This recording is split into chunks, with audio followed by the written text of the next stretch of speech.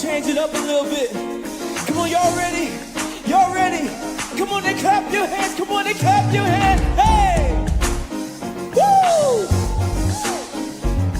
Come on, y'all ready? Here we go. How can it be? How can it be that your love, that you love the most unlovable part of me? Of me. How could you see? Your life was the only gift I'll ever need to be free. It's amazing with you. I win even if I lose. Everything's working for my good. come on, say, he saved the day. He saved the day. Hey, He will come through. he won't doubt. He won't doubt. That's not what superheroes do.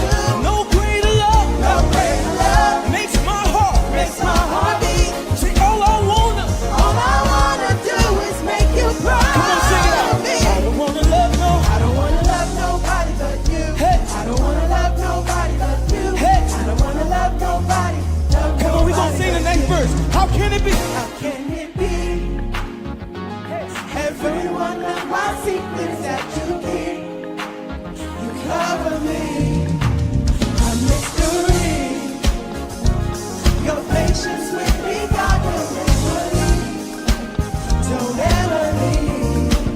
Help me to see that you, no matter what I go through, everything's working for my good. Come on, y'all ready for the chorus? He saved the day. He saved the day. He will come through. He will come through. See, he won't doubt it. He won't doubt. That's not what superheroes Come on, say it. do. No greater love No greater love makes my heart beat. makes my heart beat.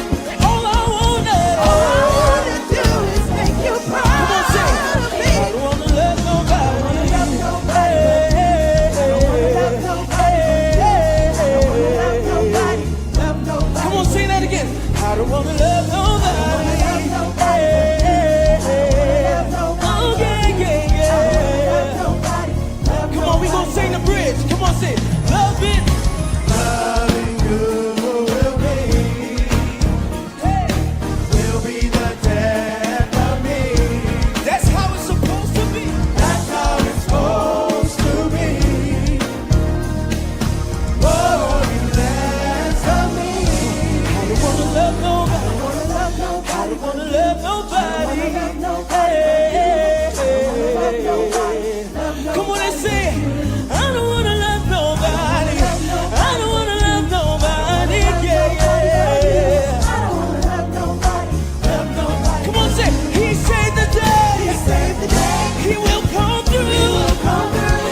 He won't doubt. He won't doubt. Yeah. That's not what superheroes Come on, say it. do. No greater love. No greater Yeah. love Makes my heart beat. makes my heart beat. See, all I wanna. All I wanna do Come on, is let's say make that you again. proud Say it. of He me. saved the He day. saved the day. He will come through. He will come through. He won't doubt. He won't doubt. Yeah. That's not what Come on, say it. superheroes do. No greater No love greater love makes my heart beat. makes my heart beat. All I wanna. All I wanna do is make you Come on, say it proud one of more me. time. I don't wanna love no. I don't wanna love I nobody. don't wanna love no. I don't wanna love nobody. I don't wanna love nobody. Yeah. Love nobody but Hey, yeah, yeah. love nobody but you. I don't wanna love nobody but you. I don't wanna love nobody. Love nobody but you. Come on and give up a shout, Promised Land. Woo! Good evening. Happy Wednesday. Yes, welcome to the Huddle. Yes, we are excited. We have a little something that we want to share with you tonight to hopefully just give you that boost that you might need halfway through your work week. And it's going to be good if the Lord helps us. Yes. And then after that, we have several classes. The youth are having a breakout class. Their class is always on Zoom. And you can get that information by emailing Pastor Randon for the login info. And then the men and women are still having their breakout class all about health, healthy living, healthy lifestyles. So helpful. Losing weight, but in a way that's good for you. Vitamins that you should take. All kinds of just tips, and Yes. it's great. And for some of us that some of those struggles are very obvious and everyone knows we're in them, I think everybody's in them in some way or another. Nobody's body is where they need it to be, either for how they feel or how they function or how they look. But for those of us that it's very obvious, it's been an encouraging series because you don't feel beat down, but you do feel challenged. Very obtainable challenges. That's too. the thing. Yeah. To me, you leave with measurable, I can make that adjustment, and then that adjustment will be a part of the model from here on out. Mm-hmm. And I feel like that's got to be, for a lot of us, the key to success is just instituting changes that once they're there, they're a part of life. So I've really gotten a lot out of it. So we'll post the link to those classes as soon as we're finished. You can watch them on Facebook Live, or if you don't have Facebook, jump on the Zoom, and then you can participate in the Q&A at the end too if you would like to do that. So all of that will be posted right here as soon as we're finished. And don't mind the knocking in the walls. I don't know what that was. That was odd, but anyway, it's fine. Don't worry about it. So we're so glad you're here. Yes. And I feel like the Huddle is becoming a really healthy piece of how we're ministering. And so make sure and spread the word. Amen. The last few weeks have been a unique experience at the church. This season of a sovereign move of God that we stepped into now well over a year ago, bordering on probably better than 18 months ago, where it really broke. That season, it continues clearly. Yeah. It's just evident. If you're in one or two services in a row, you realize, okay, we're still in it. God is still doing this Breakthrough. Yeah, this intangible work that's having such tangible results. And I can't quantify how he's doing it or whatever. We certainly can't take credit, but that is continuing. And it's becoming just really mind-boggling to watch it unfold. At the same time, we've been fighting the summer slump, the summer crowd. So it's like the services are white hot. Yeah.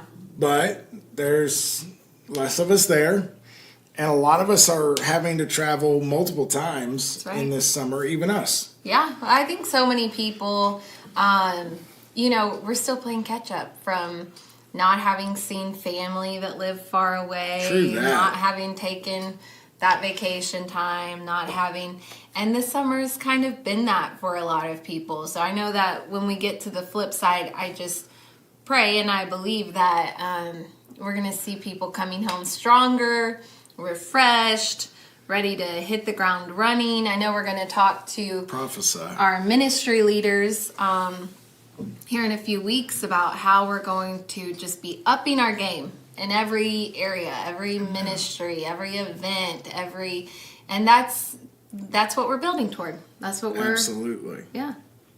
She doesn't tell me her points beforehand because she thinks I'm going to steal them. But that's such a good point. It's been a couple of years since anybody got to go and do anything. And that includes, for some folks, making sure, for instance, some of our most faithful servants and leaders and givers, and some of them are trying to make sure their business endeavors That's right. are shored back up. Obviously the shutdown and all of that was just devastating for a lot of businesses and industries, and now the economy is in such a state of contraction. And I don't know if that is the official term we're using yet, but for any of us that have been here a couple times, we know what it feels like, and we're there. And so I know people are also having to do the extra work to make sure that not only did they survive the pandemic as a company, but they're positioned to ride out the aftershocks that we're dealing with now. Yeah. So a lot of people are dealing with a lot of heavy stressors and even good things that are just, they're heavy. Yeah, busy. And they're a lot, yeah. Yeah. And they've got us all running. And they've got us running in different directions. And so, like I say, you feel it in the room. We're definitely not drastically lower numbers, but we were rising and we were kind of coming out of, Omicron had knocked us back and we were kind of on the comeback from that. And now we're kind of struggling a little bit. And we're not back where we were, but we're also not back where we were, if you know what I mean. And then the presence of God has just been so thick. Incredible services. And in those moments, as a pastor, you get this very strong feeling, an instinct.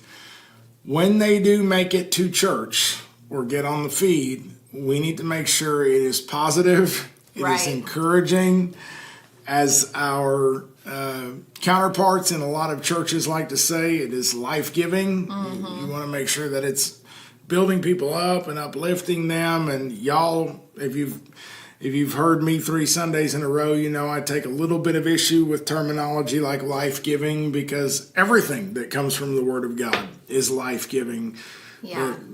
The wise man said, "Let a righteous man strike me, it is a kindness." So we need to remember that just because it doesn't feel good doesn't mean it isn't good, and we're aware of all those things. This church is certainly aware of that. But as the pastor, you feel like I need to leave them feeling encouraged. I need to leave them with gas in the tank. I need to leave them, people are just trying to figure out how they're going to keep the lights on and afford, to put better than ramen on the table and keep all the kids in the right school and get them their supplies. And when they come into service, you feel like, man, I need to leave them encouraged. And then I have felt like God has forced us to be in a season of eating some pretty heavy meat from the Word. Yeah. And then I spend the week feeling like, man, I hope we didn't cut that steak too thick and serve it too rare.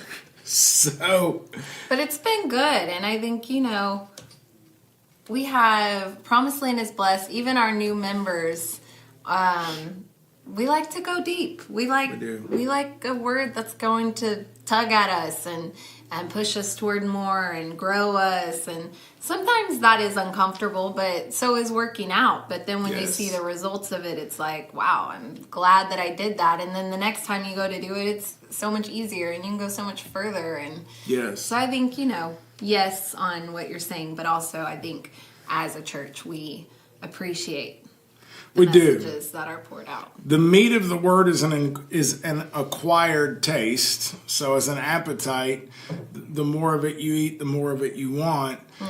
And so that is one of the definite blessings you reap as successors to the Phillips family ministry. Yeah. You are not going to serve that steak hotter than Kenneth Phillips has for 50 years. That's true. So thank you, Bishop, for setting us up for success there. But yet in all, we wanted to get on tonight and just make sure that if you are feeling a little stretched thin, a little detached from the body, a little overwrought, a little overrun, low on toward empty on the gas tank, we want to just make sure you finish out this second half of the week with just a little extra boost from having jumped on this feed. Amen.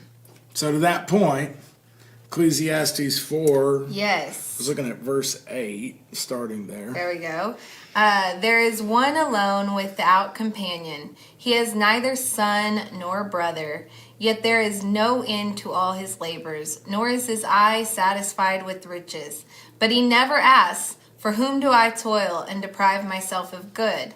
This also is vanity and a grave misfortune. So the wise man is saying, I did notice that if you don't have a family, that, man, you can be on that grind. And you can be about that hustle, and you can build a business. You can handle some business. You can get some things done. You can make some moves.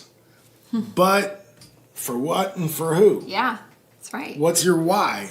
Yeah. Where's your why? Who's going to reap the benefit of that? Who's going to carry that forward? Celebrate with you. And Yeah. Yeah. If you're leaving a legacy, whose heritage is it going to be?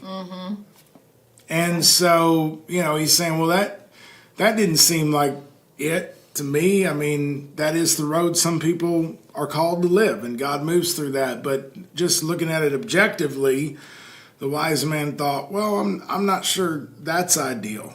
Yeah. And so that was the setup for... Amen. And then verse 9, 2 are better than 1 because they have a good reward for their labor. For if they fall, one will lift up his companion. But woe to him who is alone when he falls, for he has no one to help him up. Again, if 2 lie down together, they will keep warm. But how can one be warm alone? Though one may be overpowered by another, 2 can withstand him. And a 3-fold cord is not quickly broken. So, of course, the analogy we most often draw there is God, family, church, or you, me, God. Those kinds of analogies. 2 strands and 3 strands, right? God is always and that's very true. Right. Very valid. Absolutely. Well, I think a lot of us have heard that lesson and seen that lesson. The focus for me tonight, at least, was more on this piece of it. A good reward for our labor comes from having someone to share the ups and the downs with, and somebody to have our back when we're feeling low. And I can almost hear somebody on this feed saying, yeah, but I don't have that person. I feel disconnected. I feel distanced. Yeah. And for some of you, it's a reality. You're very isolated by the circumstances of your life. For some, you're very isolated by the circumstances of the summer or the last few months or whatever it is. And, not everything, I mean, I think we have about as open a marriage as you can have with each other. We are about as communicative with each other as you can get. I mean, like anybody, we go through moments where we realize we haven't communicated, especially when we're working in different arenas. Sometimes our work life doesn't get communicated, but now, the last couple of years, we're working together and everything. And and yet in all, there are certain things that, as open as our communication is, you're not the ideal place for me always to initially take certain things, because I know where you're at well enough to know how that's going to hit you. Right. It's not a matter of hiding it. It's a matter of sometimes you feel like you need a sounding board that isn't directly impacted so that you can continue to function the way you're meant to function. Right. I think for a lot of us, that's a lot of it that makes it all so heavy, is we are expected to function at a certain level in every arena that we're in. So if we're at work, there are expectations, and people look at us in a certain way, and we're expected to meet those expectations. And very often nobody stops to wonder what it takes to stay there and maintain that and be that person. And the same in our marriages, at our homes, with our kids, in our families. It's a lonely feeling. Yeah, for sure. You have more. If you're being the amen corner, I'm thankful for it. If you wanted to cut in, I was trying to give a pause. No, I think that is true. You're on point.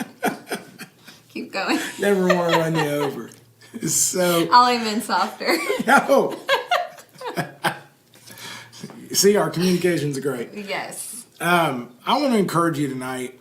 There is a risk, and often I think there's just a force of habit that we have to break with to go to somebody and say, I'm not okay, or I feel distant from the Lord. Sometimes being distant from the local church by necessity because of the kinds of factors we've been talking about. Number one, we all need to make sure that we are, between us and God, we're being very honest with the Lord and with our accountability partners. We're not letting that rock on a minute longer than it has to, because every one of us needs the assembling together. And And that's a desperate need that cannot be ignored, Right. and has to be addressed. But in those seasons where it's unavoidable, or there's a certain level of loneliness or isolation that we're feeling, which is just the word that I've been feeling in the last... Isolation. Yeah, isolation. Just this isolation. People are feeling isolated. People are feeling separated. People are feeling unheard. People are feeling alone. People are feeling all spent out but not poured into. People are feeling the weight of their own reputations for being steady as a rock, for being... Right. All those things are going on. And so often there's either a risk involved, or there is you have to push back against the inertia of habits that are really built in, of powering through, of being strong enough, of all of that stuff to go to somebody and say, I haven't felt his presence in a month. Yeah. I don't know. The heavens are brass. I'm neither here nor there. I'm not happy. I'm not sad. I'm just dead inside, or I'm horrifically depressed and anxiety riddled, or whatever it is. Yeah. And I think, we have to remember, in a perfect world, someone would walk up to you that first day that you feel that way and say, "What's the matter?" But it's give not you a always word. that easy to read. But if you reach out for help, people are waiting and standing by. The altar is open. The phones at the office are open.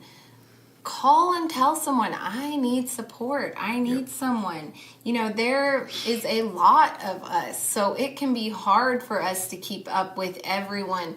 We may not notice that you weren't there on Sunday, or we may not. Hopefully we will. Hopefully we're mending those nets. But we're flawed. But don't be afraid to reach out. Don't let the enemy lie to you and say, no one cared, no one called you, no one asked you what was the matter, and you came in with tears in your eyes.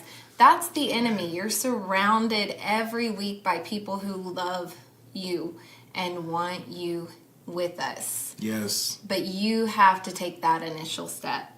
Say, I need help. Often.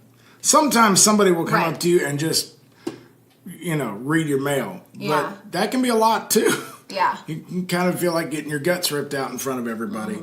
But, it's for a good purpose. But the Right. point is, that doesn't always happen. It might be a failure. Or it might be the Lord saying to you, hey, go for help.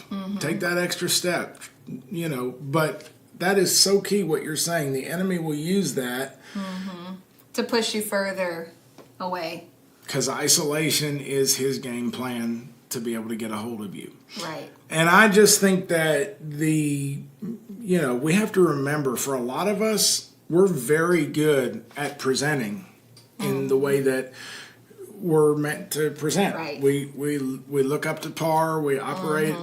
A lot of us are incredibly high functioning when we're in our worst moments. Right. You can't be mad at people for missing what's going on when you're that good at camouflage. Right. Like, Yeah. you know what I mean? It's true. We're human. Very good point. But God is still God. He's still on his throne. The church is still the church. Even when you're feeling distanced, you're still a part of it.